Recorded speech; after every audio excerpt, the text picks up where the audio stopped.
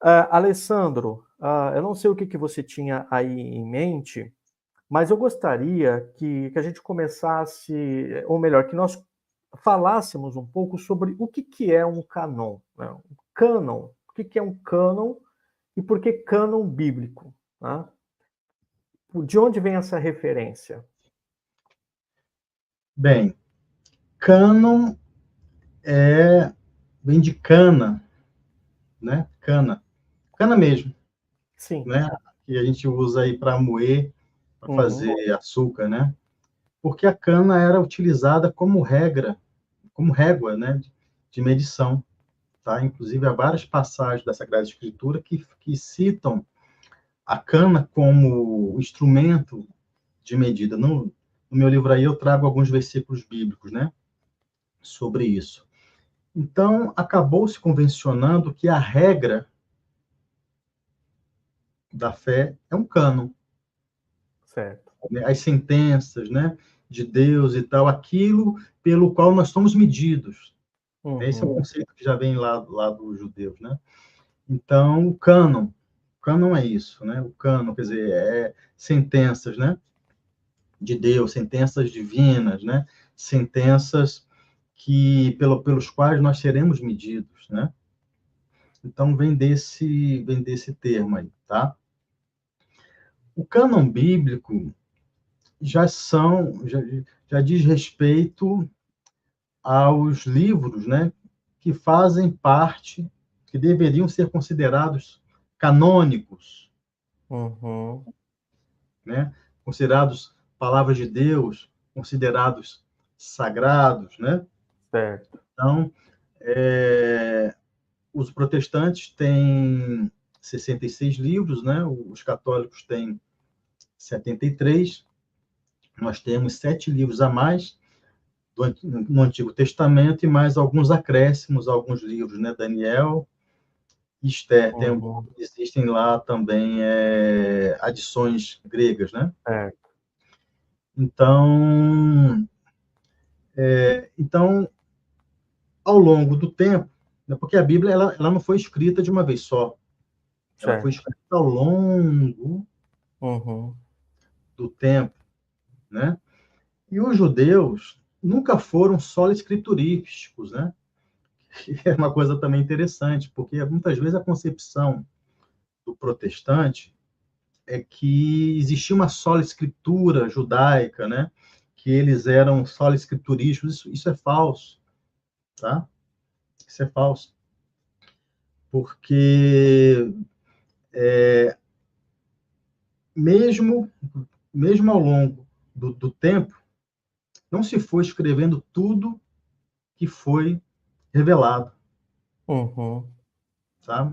Como citei aí o exemplo, né, que São Paulo cita algumas coisas da tradição Sim. judaica, e o Judaica. próprio Talmud é uma prova disso, né? Eles Uhum. resolveram colocar a tradição oral deles por escrito depois, Uhum. né? Que é o Talmud babilônico, o Talmud de Jerusalém, né? Que eles começaram então a escrever, colocar por escrito aquilo que foi transmitido, né?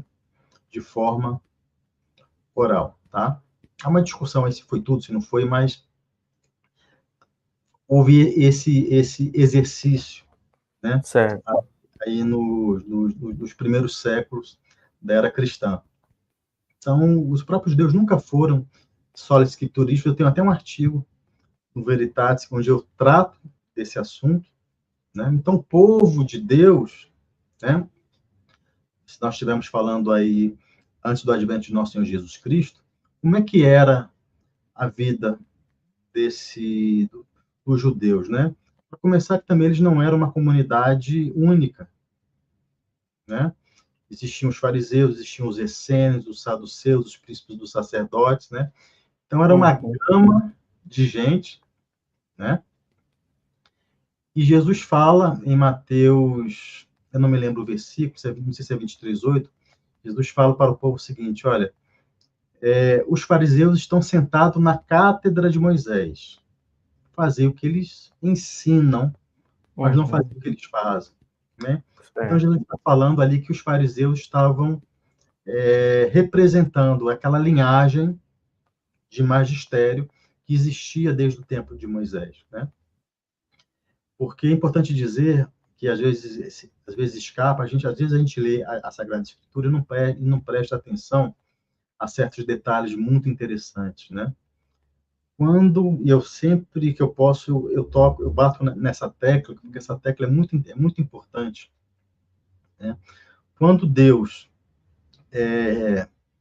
através da liderança de Moisés, retira o povo hebreu do Egito a caminho de Canaã, ali era uma massa de gente, Uhum. era matéria, né? Era matéria, não tinha forma do povo de Deus. A forma do povo de Deus, ela é dada aos pés do Monte Sinai, quando Moisés sobe ao monte, Uhum. recebe as palavras da lei e recebe outras instruções, onde parte delas, né, ele vai colocar no próprio Levítico em Uhum. outros, né? Então, o que Deus está fazendo ali? Deus está constituindo uma nação, está construindo uma sociedade. Olha só, esse detalhe é muito importante, né? Ele está construindo uma sociedade, né? Porque o homem, sendo um animal social, ele precisa de outros homens que o ajudem a cumprir o seu dever secular e o seu dever espiritual, né? Certo. Nós não estamos aqui a passeio, né? Então, mas a nossa vida secular, nossa vida temporal, você é professor, você é médico, etc, etc, etc, você é marido, você é pai, tudo que você faz tem que te levar para o céu, tem que te conduzir ao céu, né? E aí, por isso nós temos a concepção dos estados cristãos, que faziam com que o Estado proporcionasse todas as condições para que os cristãos cumprissem o seu dever, que era Uhum. buscar o céu. Aí, por isso nós temos os feriados, né, Perfeito. católicos e tal, quer dizer, ainda mantemos algumas coisas desse antigo passado, né? Então, voltando ao Monte Sinai, eu estou falando disso tudo, porque Deus ali começa a dar forma, Uhum. aquele bando de gente, começa a instituir uma sociedade de crentes, né? Começa a dar forma à sua igreja ali, né? Isso só tinha escritura? Não. Tinha Entendi. tradição e tinha o magistério, que era exercido na pessoa de Moisés e, Uhum.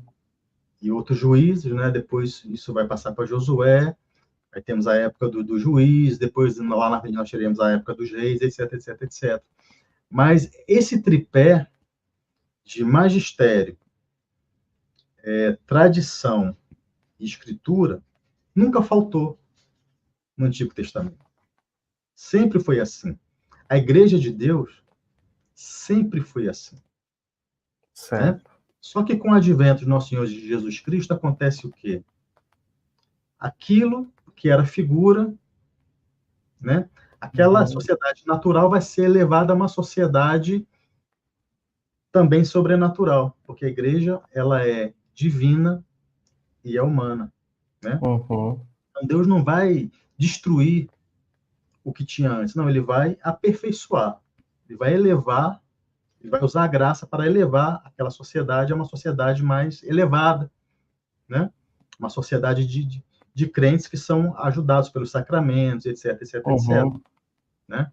Então você veja que há uma continuidade, há uma lógica, né, entre o Antigo Testamento e o Novo Testamento, entre o povo de Deus do Antigo Testamento e o novo povo de Deus do Novo e Eterno Testamento. E a Certo. Escritura, ela é cheia desses links. Muitas vezes a gente, por causa de um viés, não presta atenção nesses pequenos detalhes, naquilo que Deus está mostrando, né? Uhum.